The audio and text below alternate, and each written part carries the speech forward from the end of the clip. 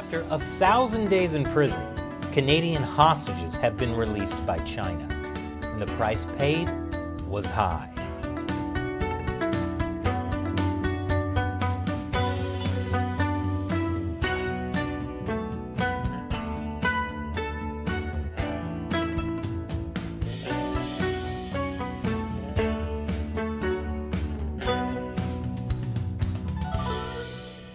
Welcome to China Uncensored. I'm Chris Chappell.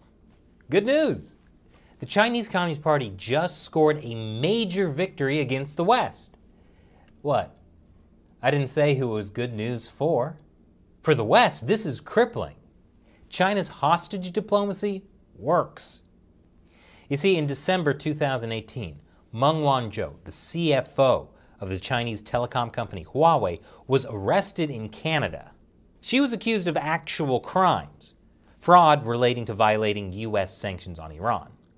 Meng has now admitted to misleading a global financial institution, which was the basis of the fraud charges. But is she going to jail? No. She flew back to China over the weekend, where she got a hero's welcome.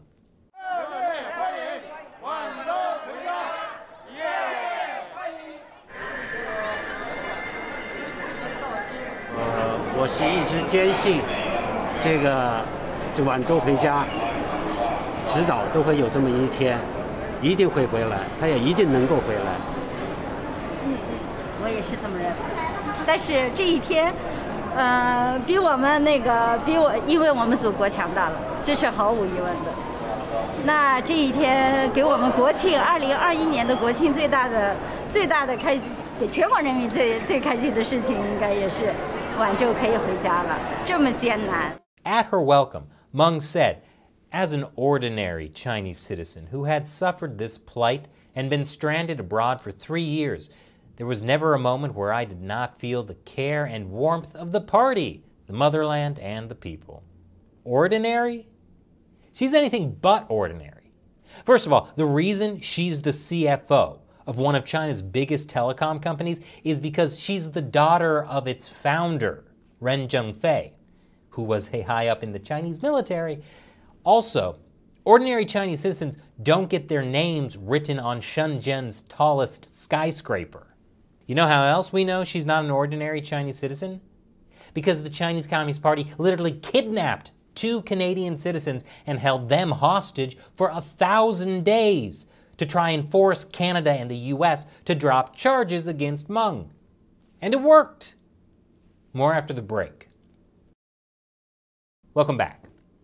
Meng Wanzhou was arrested in December 2018. 9 days later, the Chinese regime arrested 2 Canadian citizens who were living in China, Michael Kovrig and Michael Spavor. Beijing has repeatedly denied the 2 cases were linked, though Canadian Prime Minister Justin Trudeau accused China of engaging in hostage diplomacy. Basically taking hostages. You know, something terrorists do. But for all the Chinese regime's claims that the cases weren't related, they clearly were. Kovrig and Spavor's hearings, held separately behind closed doors in March, were announced the day before the first high-level meeting between U.S. and Chinese officials since Joe Biden came to office. And in August, just as Meng's extradition hearings entered their final stages in Vancouver, Spavor was sentenced to 11 years in prison for spying and illegally providing state secrets overseas. And guess what happened just hours after Meng was on her hero's trip home to China? The 2 Michaels were released. Wow, so much for that 11 years for a spying charge. According to Chinese state-run media, they were released for medical reasons. Sure. Throughout the roughly 1,000 days the 2 Michaels were in Chinese detention, the Chinese regime dangled them as bait to force Canada to stop Meng's extradition or to get the U.S. to drop the charges on Meng. And remember, the 2 Michaels may not have committed actual crimes. But while the 2 Michaels were rotting in Chinese prison, Meng Wanzhou was allowed to stay in either of her 2 beautiful multi-million-dollar mansions in Canada. I wonder if the 2 Michaels got massages and private shopping trips. It was clear China was saying, we'll release the 2 Michaels if you release Meng Wanzhou. This was a big reason why the US State Department has been warning Americans not to travel to China, because of arbitrary and wrongful detentions and the use of exit bans on US citizens. How could the West give in to these kinds of demands? More after this final break. Welcome back. In China, the courts are controlled by the Communist Party. Rulings are political, which is why the Communist Party was so confused about Meng Wanzhou. In the West, courts are independent. There's rule of law. You can't just ignore that, and governments can't force courts to make politically motivated rulings. But what you can do is get the US Justice Department to stop prosecuting Meng, which means her case doesn't have to go to court at all. Last week, Meng reached an agreement with the US Justice Department to defer her prosecution until late 2022, after which point her charges would be dropped. So yes, as part of the deal, Meng admitted she misled major banks into violating US sanctions on Iran. But she also won't be charged with fraud, as long as she doesn't violate the deferred prosecution agreement. Or, as the South China Morning Post so eloquently puts it, no crime and no punishment as Meng Wanzhou admits wrongdoing without guilt. The question is, why is this happening now? Meng's extradition case in Canada has been going on for almost 3 years. A ruling was set for later this year, but Meng still could have appealed the extradition. Although we don't know how the judge would have ruled, the Canadian government was at least publicly not bowing to the Chinese Communist Party's hostage diplomacy. And then the US seemingly let Meng off the hook. According to reports, Meng's lawyers had been talking to the US Justice Department since 2020. But through both the Trump and Biden administrations, prosecutors insisted that Meng admit wrongdoing, which she was not willing to do. Until last month. It's not hard to see why Meng would have changed her mind.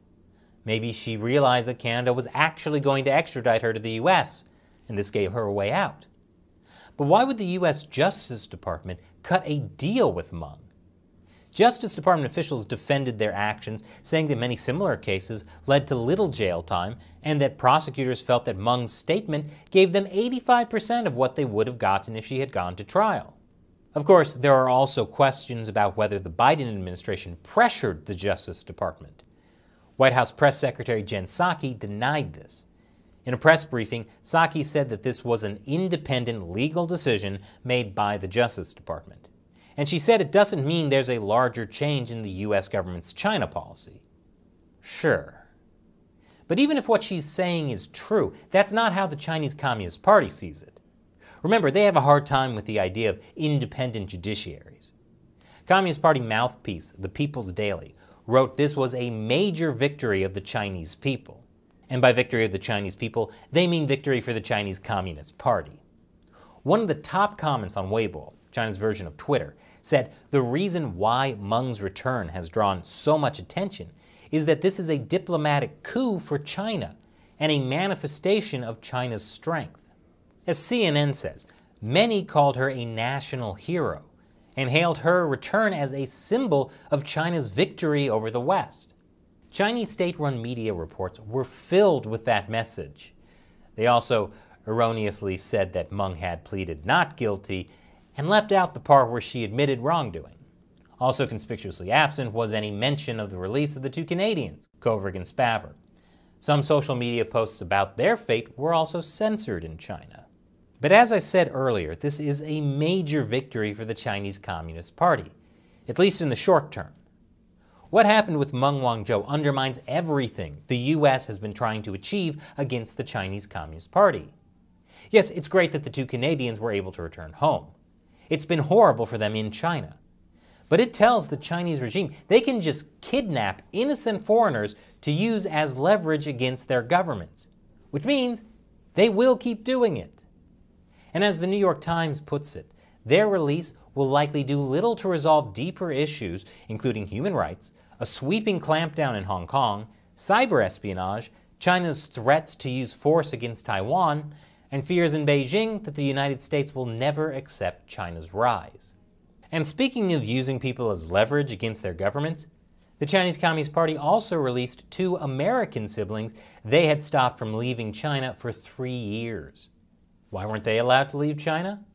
Because the Chinese regime was using them as leverage to force their dad, who was accused of fraud, to return to China.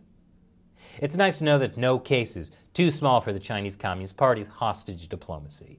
Just don't go to China if you're American, or Canadian, or Australian, or Lithuanian, or, you know what, just don't go to China. There is one bright side to all this. The Chinese regime's hostage diplomacy is out there for the world to see. There is no more plausible deniability, and that's bad for them in the long term. China kidnapping 2 Canadian citizens has helped lead to almost 3/4 of Canadian society having a negative view of China, which also means there's growing resistance to Huawei's presence in Canada. Canadians are changing. Instead of apologizing for everything, they might start to get loud, angry, and obnoxious. In other words, they might start becoming like Americans. Yeah! And it's not easy making a show that criticizes the Chinese Communist Party. Loads of demonetization and censorship from YouTube and Google. Not many advertisers are brave enough to work with us. So we rely on support from viewers like you, who want to join us in exposing the Chinese Communist Party to the world by contributing on the crowdfunding websites Patreon or Locals. As a thank you to them, whom I call the China Uncensored 50-cent Army, I answer their questions on the show. Today's question comes from Doesn't Matter on Patreon. I'd like to ask Chris if General Milley's CCP counterpart has issued any remarks about his conversation with him. Ooh, good question. So earlier this month, it was reported that General Mark Milley called his Chinese counterpart, General Li Zuocheng, at least twice. And in one conversation, Milley supposedly told Li that he would alert him in the event of a U.S. attack. That was according to the book Peril by Bob Woodward and Robert Costa. Woodward, by the way, has a history of bending facts to suit his narratives. And it looks like that's what happened here.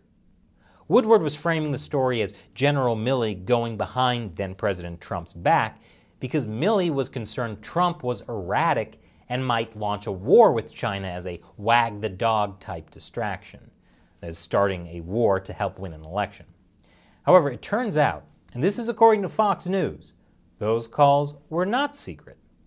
In fact, according to sources that spoke to Axios, the call happened because the Defense Department was concerned China was getting bad intelligence from its sources. One of the sources said, "I think the Chinese were getting bad intelligence, a combination of wag-the-dog conspiracy thinking and bad intel from bad sources."